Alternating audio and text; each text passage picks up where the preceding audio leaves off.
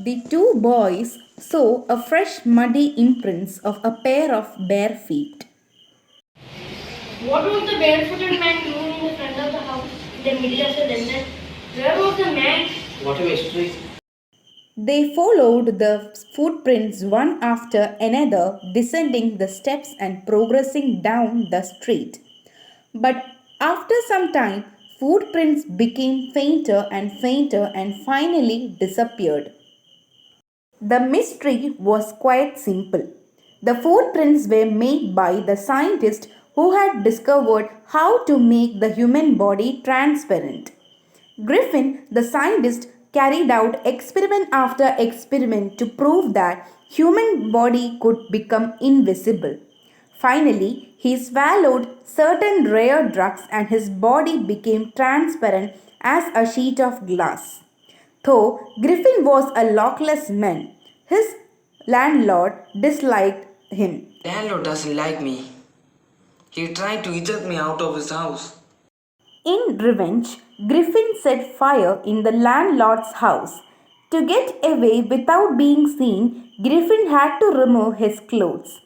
As he has burnt the house, he became a homeless wanderer without clothes, without money, and quite invisible. It was midwinter and the air was bitterly cold, and he could do nothing without clothes. Instead of wandering in the cold street, Griffin decided to enter into the big London store for warmth.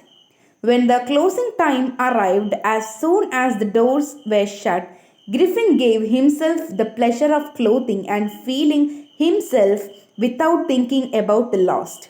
He brought boxes and wrappers and wore warm clothes. Soon he wore shoes, an overcoat, and a white hat. He became visible. In the kitchen, he found cold meat and coffee. Finally, he slept on pile of quilts. If Griffin would have managed to wake up in good time, all might have been well. But it was not.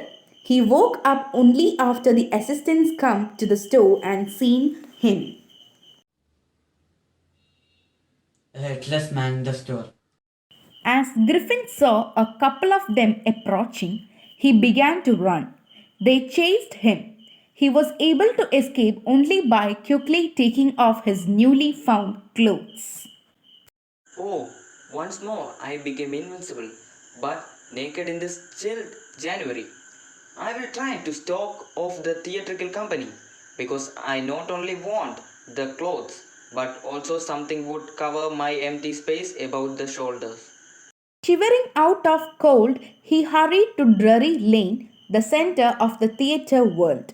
He found a suitable shop. He went upstairs and came out wearing bandages round his forehead, dark glasses, false nose, side whiskers, and a large hat.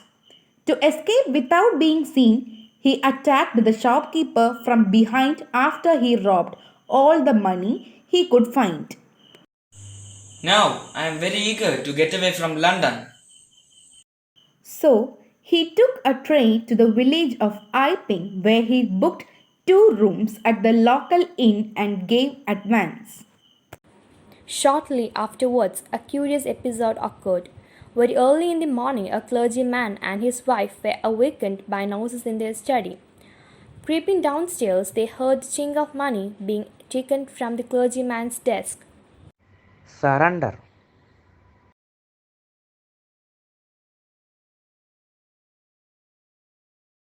But to his surprise, the room appeared to be empty.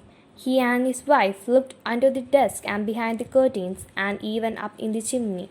There wasn't a sign of anybody, but the housekeeping money was missing.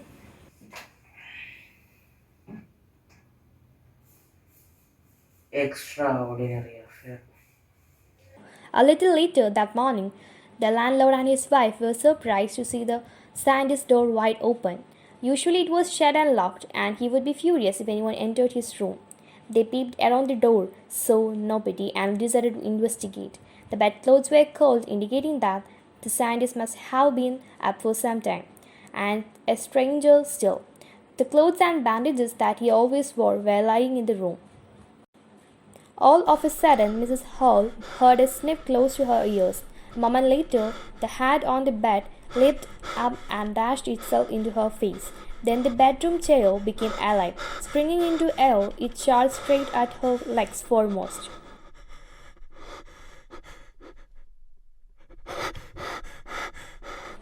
The extraordinary chair pushed them both out of the room and then appeared to slam and lock the door after them.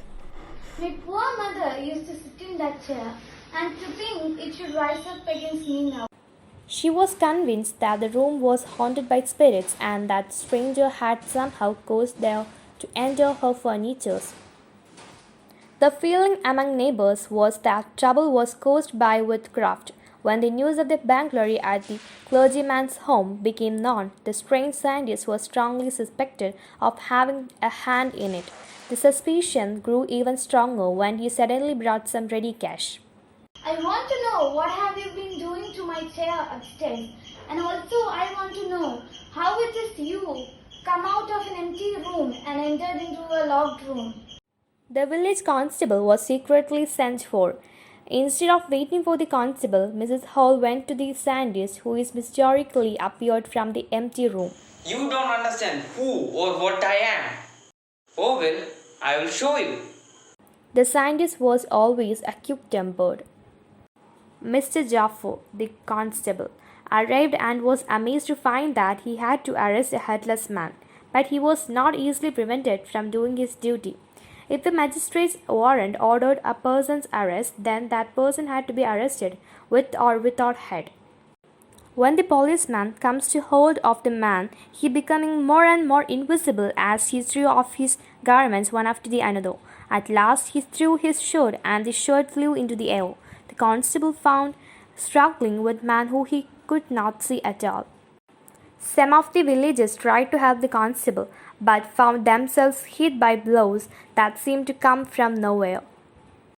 At last, the constable attempted to hold on the invisible man. But it was easier said than done. Griffin had shaken himself free, and no one knew where to lay hands on him.